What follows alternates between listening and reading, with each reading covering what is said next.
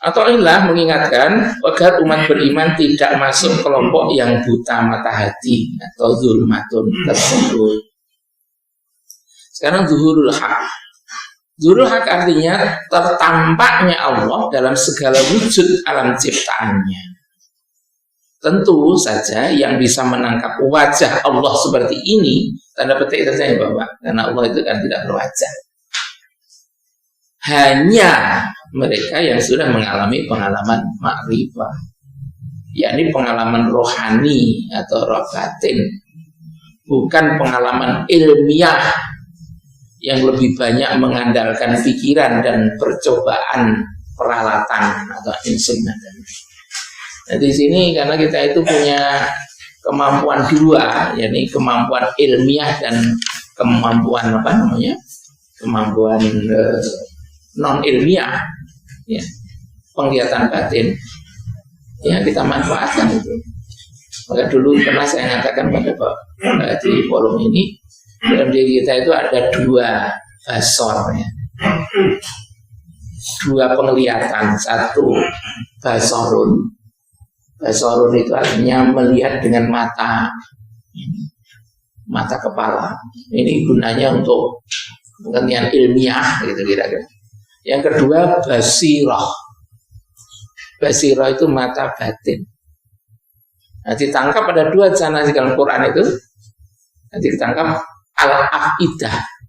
Al-afidah itu kan jamak dari fuad. Jadi kalau ini mata kepala, ini kan ini fuadnya kan banyak. Al-afidah kan beberapa fuad. Jadi stimulus atau rangsangan yang masuk mata kepala itu ada yang ngolah sendiri. Fuad satu untuk fuad A lah gitu.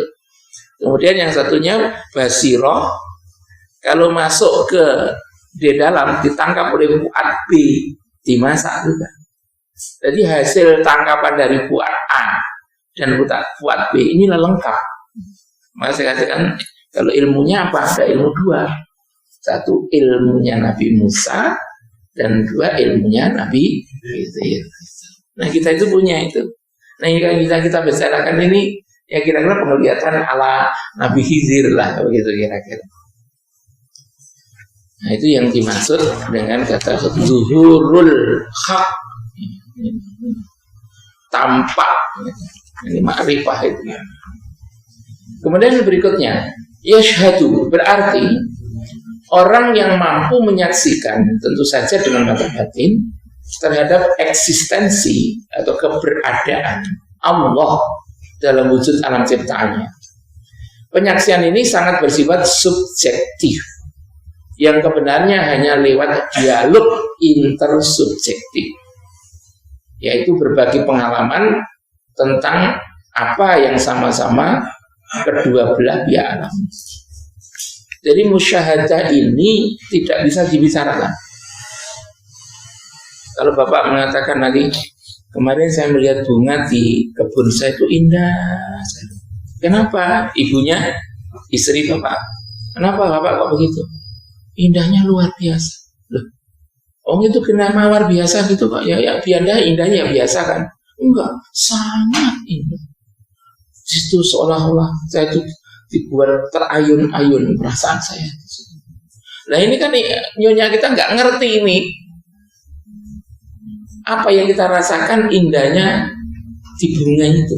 Karena apa? Karena pengalaman saya belum dialami oleh istri saya. Sama dengan Bapak. Bapak pernah jatuh cinta, kan itu. Ibu juga pernah jatuh cinta. Ngobrol tentang cinta bisa kelop. Itu intersubjektif namanya. Bisa kecocok. Jadi kalau ada orang patah hati ngomong dengan orang yang patah hati, wah ngobrolnya tentang kepatah-hatiannya itu bisa berjam-jam itu. Yang satunya sudah patah hati, yang satunya sama sekali belum mengenal cinta. Wah ini ngomong-ngomong, nggak paham aku. Begitu. Ini kayaknya subjektif. Makanya kalau Bapak ini musyahadah, hanya kita dengarkan saja. Kalau kita belum mengalami. Jangan kita mengatakan, oh tidak ada gitu. Susah. Karena ketentuannya itu sifatnya subjektif. Kalau subjektivitas kita belum mengalami, sulit untuk mendialogkan. Kebobolan omongan dalam kondisi batin sedang musyahadah seperti ini dalam dunia tasawuf disebut syatohat. Syatohat itu berbicara tanpa sadar, tanpa dapat dikontrol pikiran logis atau delming. Ini ngomong apa? Makanya seperti Al-Hallaj itu mengatakan, ana al-haqqu, aku itu Tuhan. Itu delming, satu hati itu. Sebetulnya oleh hakim yang berpikiran fikih dan pikir teologis atau usuluddin itu jangan menghakimi seperti itu. Kalau menghakimi seperti itu ya akhirnya ini musyrik ini. Dipenggal saja kepalanya. Akhirnya dipenggal kepalanya. Itu Al-Hallaj. Tapi mestinya pengadilnya itu hakimnya adalah ahli tasawuf. Makanya ketika Al-Ghazali mengatakan orang syatohat itu seharusnya jangan dilihat substansi yang diomongkan itu, tapi selidikanlah dulu apa yang dimaksud dia itu. Karena kondisi delemming gitu, tidak sadar, tidak terkontrol oleh pikiran logis. Gitu. Contoh seperti orang kalau tidur itu apa? Menggigau, langit segigal dengan merem aja begitu. Ini masuk ke ngelindur ya. Itu masuk ke pintu ini bisa. Mata ini tertutup. Kalau nggak tertutup mesti nonop itu ya. Kalau sadar, karena pikiran sadar gitu, makanya harus dibantu dengan mata. Tapi gara-gara ini delemming ini tanpa sadar, pikiran nggak jalan, dituntun oleh bagian dalam. Akhirnya dari kamar mandi, dari kamar tidur sampai kamar mandi, dari kamar tidur ke pintu ini enggak ketabrak apa-apa. Ya ini yang namanya syatohat itu. Ini syatohat musyahadah ini masih tingkat ringan. Ada syatohat yang berat. Ini kalau sudah dalam keadaan fana, apalagi fana fil fana itu, masya Allah. Jadi musyahadahnya sangat mungkin itu orang yang gitu. Ini loh bunga ini kok cantik sekali itu. Ngomong apa tuh Pak sampai nah jangan dulu lah. Sama dengan ibu kita terus menikmati. Ini loh Pak kok cantik sekali ya Pak ini. Oh iya toh Bu. Kayak apa? Nah kira-kira begitu. Kita untuk mendukungnya itu. Menurut mereka yang pernah mengalami pengalaman musyahadah, bila seseorang sudah masuk dalam pengalaman tersebut, maka muncul kerinduan yang luar biasa. Wujudnya bisa ingin terus merasa dekat dengan Allah Subhanahu wa Ta'ala. Kerinduan tersebut disebabkan oleh adanya rasa kepuasan rohani yang tidak terkatakan. Bandingkan dengan dua orang manusia yang sedang dirundung asmara. Waduh, ingin dekat terus. Bapak-bapak dulu waktu jadi mantan anyar.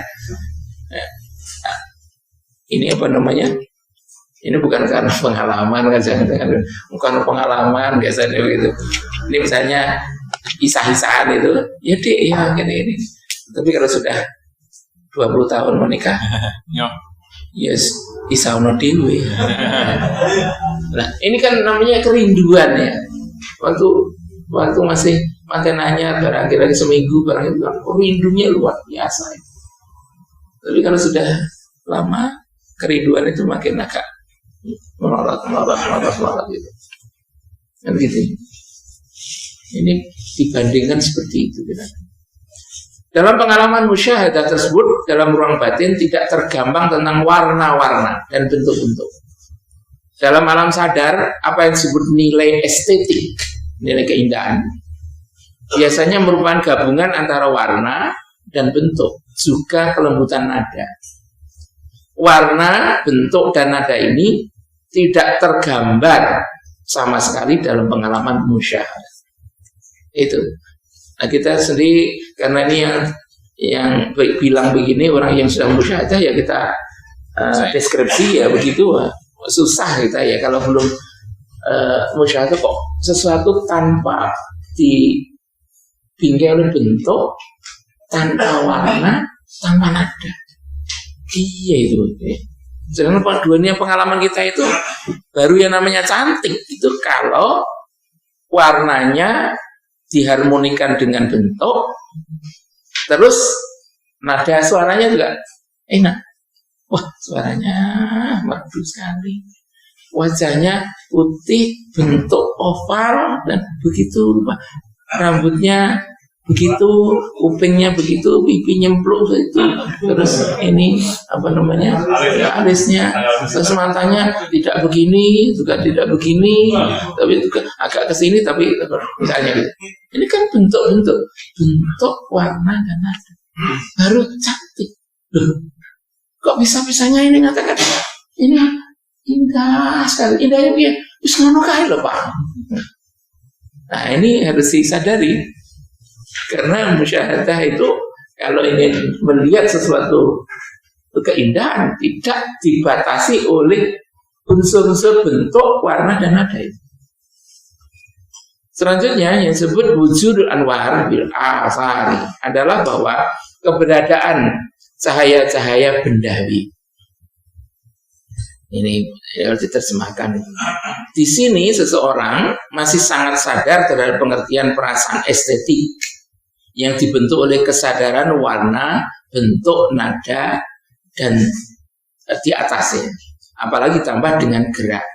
Ini saya contohkan. Contoh, orang mungkin sangat mengagumi gerak tubuh Peragawati yang bentuk atau postur tubuhnya tampak harmoni antara tinggi badan dan tebal atau gemuknya tubuh atau tipis dan semampainya tubuh, juga warna kulit tubuhnya misalnya putih agak kekuningan dan nada sapaan yang keluar dari lisannya, mari mas, mari bapak-bapak, taruh lenggak-lenggok gitu, gerak ya. Kemudian apa, postur tubuhnya begitu, warna kulitnya seperti itu, bentuk-bentuknya seperti itu. Bagaimana orang tidak tertarik? Nah ini namanya apa? Wujudul anwar bil asar. Ini memang itu yang mencengkeram dalam kehidupan sehari-hari kan itu. Monggo apa benar? Ini menurut Athaillah mengatakan itu. Mungkin orang terhanyut karenanya. Itulah wujudul anwar bil asar. Nah, kemudian yang terakhir, sangat tidak mudah orang dapat membuat jarak hati. Ya tadi mengatakan jarak hati, bukan jarak tubuh loh. Jarak hati, tubuh itu kan hanya alat saja. Kalau hati tidak tertarik, walaupun tubuhnya sangat dekat, sudah dianggap nothing, omong kosong, tidak ada apa-apa. Tapi sebaliknya, tubuhnya jauh, tapi kalau hatinya dekat, bagaimana Bapak? Nah ya begitulah. Apalagi hatinya dekat, tubuhnya itu lebih mengerikan lagi. Jadi ini namanya membuat jarak hati dengan masalah wujudul anwar bil asar ini tidak mudah. Sebab memang menawarkan kenikmatan. Khususnya kenikmatan indrawi tadi, bentuk-bentuk, warna, kemudian nada, termasuk gerak. Dalam bahasa mati ngerame, jadi mati dalam keramaian itu maksudnya. Walaupun masih hidup tapi perasaannya sudah mati, memerlukan usaha rohani atau laku yang tidak ringan. Makanya kalau di dalam pewayangan itu Janoko itu ketika ingin senjata Pasopati yang nanti akan dipakai ketika perang di Kurukshetra. Jadi waktu perang Brontoyuda itu, kalau itu tidak diperoleh, itu kan nggak menang. Syaratnya harus punya senjata Pasopati. Khususnya nanti harus berhadapan dengan Adipati Karna. Bagaimana caranya? Ya harus itu gini, membuat jarak hati.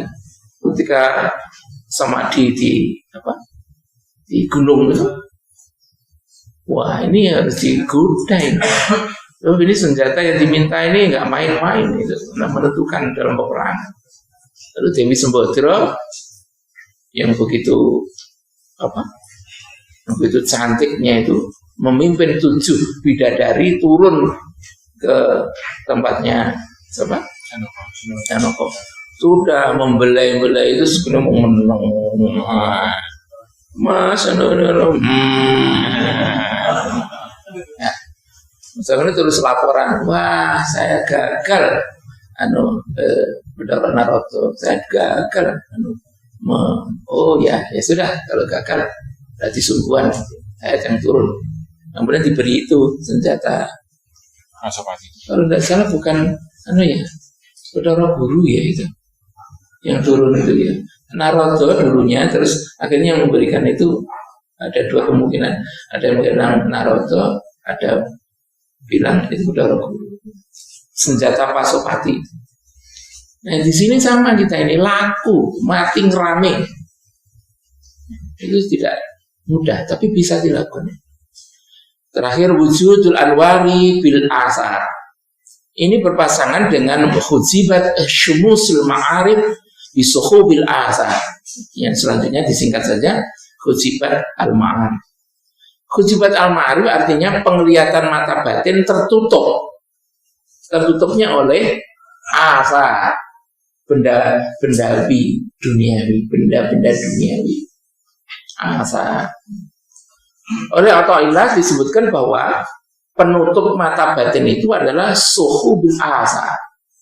Awan tebal benda-benda alam ciptaan. Bayang-bayang awan tebal benda-benda alam ciptaan tersebut dikiaskan bagaikan embun air yang menutup kaca cermin hias. Bapak-bapak sering di kaca cerminnya ibu kita diserikit air. Kan bening.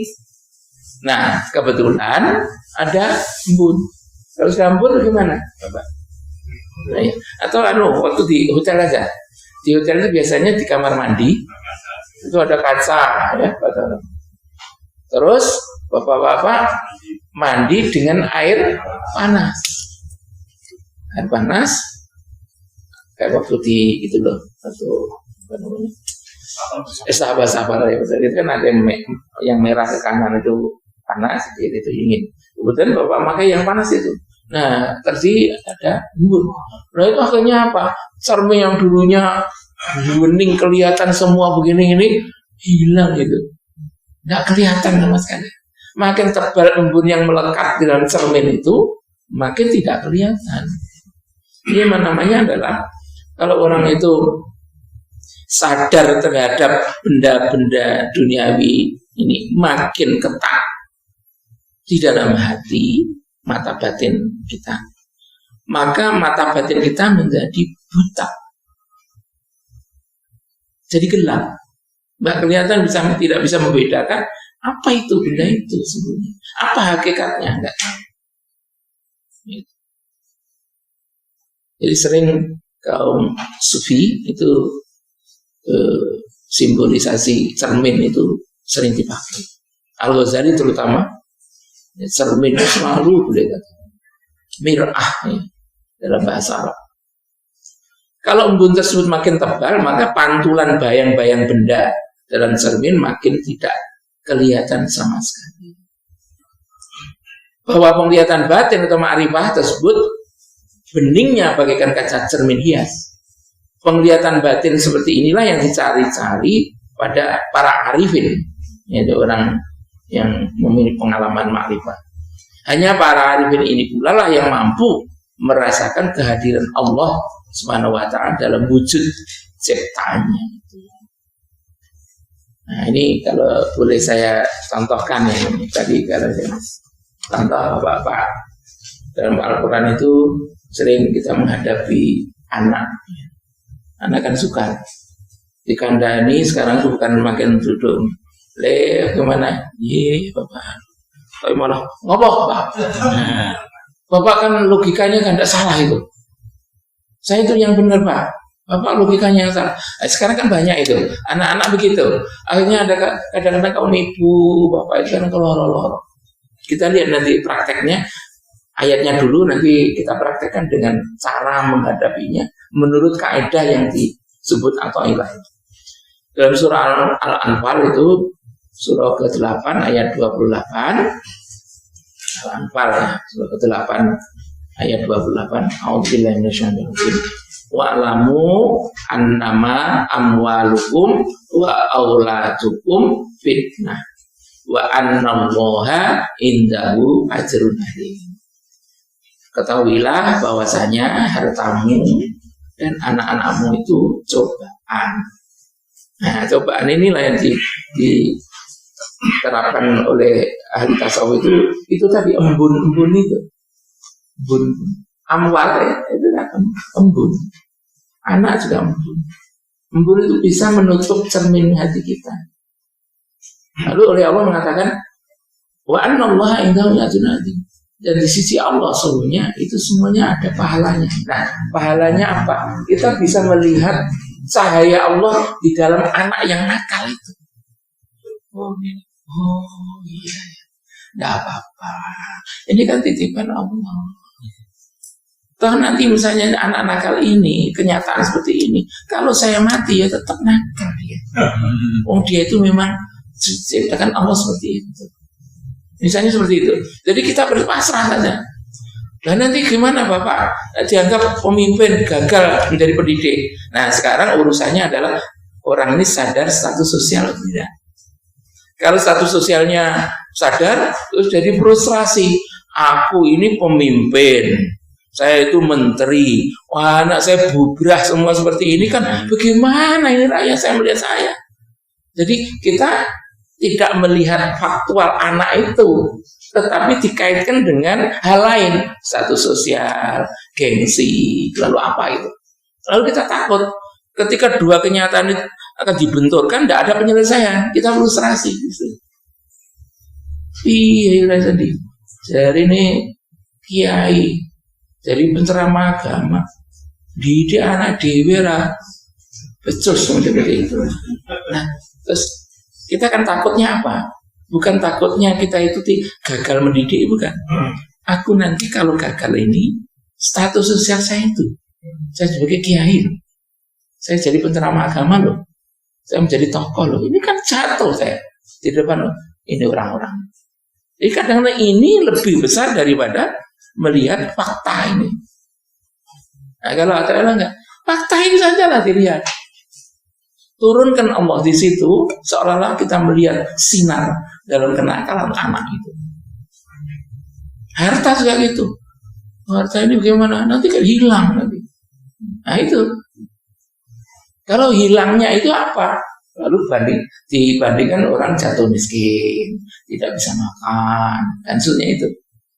Kalau itu janganlah itu, jangan dikait-kaitkan begitu. Lihatlah kenyataan harta itu. Kira-kira harta itu bagimu apa sebetulnya? Adakah cahaya Tuhan di situ? Kalau ada cahaya Tuhan itulah yang tangkap. Ini bisa saja kok duit itu terbakar, kemudian hilang, ditipu orang, dirampok, direbut orang itu apa? Ya, maksudnya kemungkinan terjadi banyak gitu. Tapi yang jelas bahwa harta itu apa bagimu? Ini titipan. Nah, kalau titipan apa tuntutannya? Bagaimana sabda Allah kalau ingin cahaya Tuhan mengatakan beramal solehlah dengan hartamu itu. Nah, gitu. Akhirnya apa? Tidak apa-apa, saya sudah hilang, nggak apa-apa. Tapi kan tadi sempat saya beramal soleh dengan harta saya. Sama dengan anak nakal tadi. Tidak apa-apa. Kalau memang Allah menghendaki seperti itu, saya terima saja, tidak apa-apa. Allah bekerja di situ kok. Saya mendapat kesempatan luas untuk memproduksi pahala di hadapan Allah. Gara-gara anak ini nakal. Kalau anak ini manis, saya tidak bisa mendapat saluran untuk memproduksi pahala sebanyak-banyak karena anak ini. Sama dengan bapak-bapak misalnya, nanti kalau jadi pengurus, jadi amanah itu adalah alat atau saluran untuk berpahala. Kalau diberikan saluran kita manfaat untuk berpahala sebanyak Allah di situ. Bukan jabatan itu, bukan amanah itu, tapi kesempatan apa yang dibicarakan Allah di bidang itu. Nah itu Itu kira-kira begitu prakteknya. Satu saja lah. Ini ada beberapa ayat tapi waktunya sudah. Nah, kemudian kita akhiri tindak lanjut dalam praktek. Satu, dalam kehidupan sehari-hari perlu peka memilah antara manfaat yang bersifat praktis dan kebermanaan yang bersifat hakiki dalam segala hal. Contoh misalnya, kira-kira minuman ini kebermanaan hakikinya apa? Kalau kita menurut Al-Quran tadi, wa ansha'akum minal ardi, artinya apa? Minum ini dalam rangka mengganti sel yang ada pada tubuh kita. Itu intinya. Bukan manfaat yang bersifat praktis. Apa?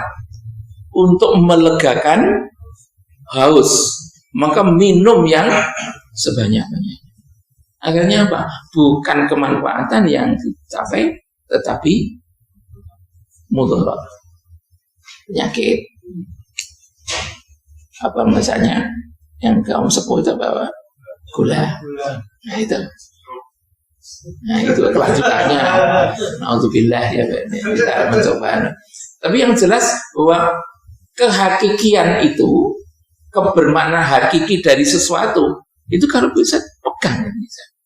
Sebab itu yang menyebabkan di sini kemanfaatan praktis begitu berhenti, langsung terhenti nikmatnya. Tapi kebermaknaan hakiki menghasilkan kenikmatan yang tak terbatas, nggak terpotong.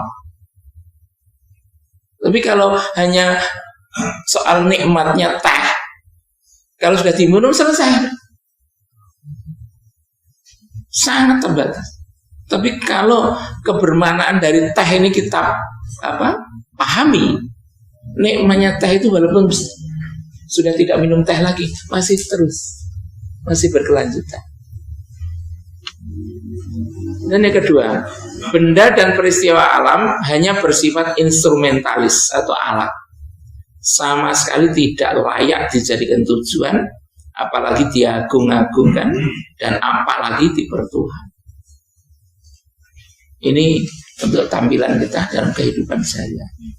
Jadi benda alamnya apa saja, termasuk pengertian kekayaan, kesehatan, dan seterusnya, itu tidak layak jadi tujuan, tapi hanya sekedar sarana, instrumen.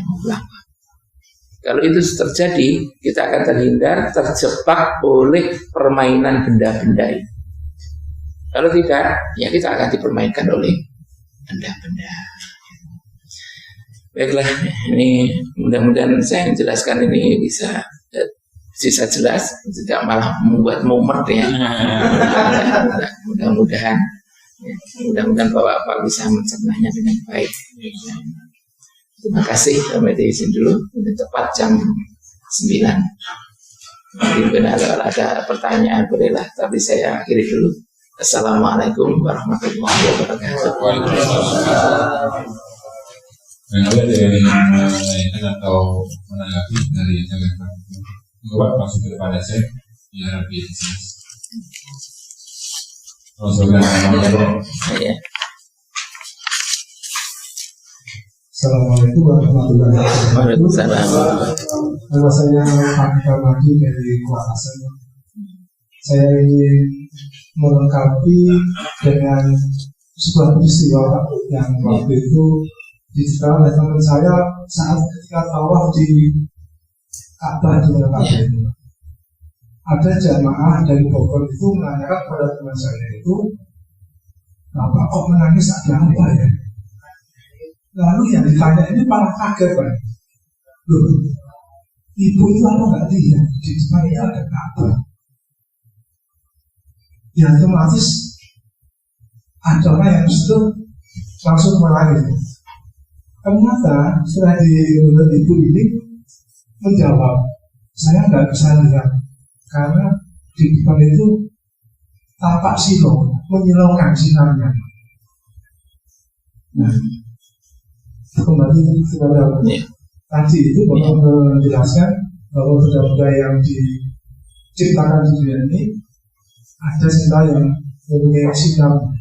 Nah, sinar yang menyilaukan yang tidak bisa dilihat oleh salah satu jamaah yang dari korban ini menyilaukan sebagai apa peristiwanya ketika bahwa jamaah yang dari Indonesia itu keroyok-royok datang ke Mekah itu hanya ingin melihat Ka'bah kok nggak bisa melihat. Mungkin itu saja Pak. Assalamualaikum warahmatullahi Waalaikumsalam. Ya itu pengalaman rohani, Pak. Pengalaman rohani. Memang ini kalau tidak hati-hati sering dalam haji itu sering terjadi cerita apa ya? Cerita aneh gitu ya, cerita aneh. Misalnya Allah akan membalas segera terhadap perbuatan-perbuatan yang tidak baik. Kantung 3 itu ropas, omongan yang buruk, yang sifatnya misalnya hal yang sifatnya pornografis, lalu miso itu, di binatang-binatang gembirolo keluar semua itu. Kemudian yang kedua adalah fusuk, fasiknya. Jadi fusuk itu artinya pekerjaan-pekerjaan yang tidak bermanfaat dan itu menyebabkan mudharat dan ukuran kebenaran kejauhan dari situ. Kemudian jidal, ini bantah membantah untuk membenarkan pendapatnya sendiri tanpa ujung pangkal sekali. Nah, biasanya 3 ini kira-kira anak keturunan dari ini kalau dilakukan maka ada dampaknya. Gitu. Ini saya kira sama itu tadi. Jadi orang tidak bisa melihat jelas Ka'bah itu benda batu, kok bisa tidak dilihat? Bisa dilihat. Nah ini rohaninya itu. Kemungkinan kerohaninya tertutup oleh kabut benda-benda yang beliau itu miliki. Mungkin rumah, anak-anak yang sukses, suami yang berpangkat misalnya ya, keluarga besar yang terhormat ya, itu. Nah itu menggaung di dalam ruang batinnya itu sehingga mata batin itu tidak bekerja. Karena tidak bekerja, lalu cahaya dari Ka'bah itu tidak nampak. Akibatnya secara fisik itu nggak kelihatan. Memang betul Bapak seperti pengalaman itu berkali-kali itu. Ada dulu dari Sleman. Begitu masuk dari pintu paket itu masuk. Semua kan gembira. Ya Allah. Itu tuh Ka'bahnya. Kok besar ya? Saya masuk terus saja itu sampai ke itu bawah itu loh, lantainya itu. Yang satunya mana ini? Terus disuruh berhenti, lalu sekarang duduk dulu, istighfar. Astagfirullah. Terus sudah saya coba lihat itu. Ada enggak? Wah, ada ya. Nah, seperti itu. Jadi peristiwa istighfar itu dalam rangka untuk menghapus embun yang di cermin. Sangat mungkin itu. Sangat mungkin. Nah, makanya ini saya katakan kemarin 2 minggu yang lalu kita bicara bahwa sebetulnya ingin memiliki dan menikmati itu, kita itu makin sepuh, itu makin lengkap, dan itu yang mengganggu kalau kita nanti akan kembali kepada Allah Subhanahu wa Ta'ala. Nah itu akan bisa dihapus kelengkatan itu dengan wirid, dengan subhanallah ya, untuk mengimbangi kemelekatan terhadap hati itu tentang ingin memiliki dan menikmati. Makanya mengapa orang sepuh itu kalau menghadapi mati kok takut? Ini gara-gara kemelekatan terhadap sesuatu yang dimiliki dan dinikmati begitu mencekamnya. Nah, mengapa kalau anak-anak itu tidak takut mati? Anak-anak umur 1 tahun dan itu mati. Karena satu, dia umurnya masih muda. dua pengalaman hidupnya tentang nikmat dan milik masih sedikit kan. Yang ketiga pengetahuan tentang kenikmatan dan kemilian juga umur 1 tahun. Karena 3 inilah yang menyebabkan orang itu melekat dalam hati itu begitu. Sehingga ketika dicabut lagi, ketika inna lillahi wa inna ilaihi raji'un, wangel gitu. Nah, ini bisa copot kalau disela-selai dengan gempuri itu dengan wirid subhanallah subhanallah subhanallah subhanallah subhanallah, salat, wiridan, iktikaf, dan itu kan dalam rangka untuk melicinkan kerak-kerak itu. Kalau pintu apa Bapak biasanya? Skrup ya? Skrup, engsel yang sudah karatan itu. Nah, gimana caranya? Diberi minyak apa gitu, ditetesi minyak. Nanti terus masuk ke lingkaran-lingkaran itu, skrup itu, nanti terus dicopot bisa. Nah, tetesan seperti itu namanya wirid. Yang ungkapan wirid itu kan bacaan berulang, ya. Itu wirid. Istilah yang dibaca apa terserah, apa tasbih subhanallah, apa tahmid alhamdulillah, takbir atau syahadat asyhadu an la ilaha illallah itu wa asyhadu anna muhammadan. Kan untuk melunyukan, melicinkan itu skrup yang sudah berkarat itu, yang terlalu mencengkeram itu, supaya nanti bisa cepot itu. Betul, kira-kira saya hanya tanggapan balik saja. Saya tidak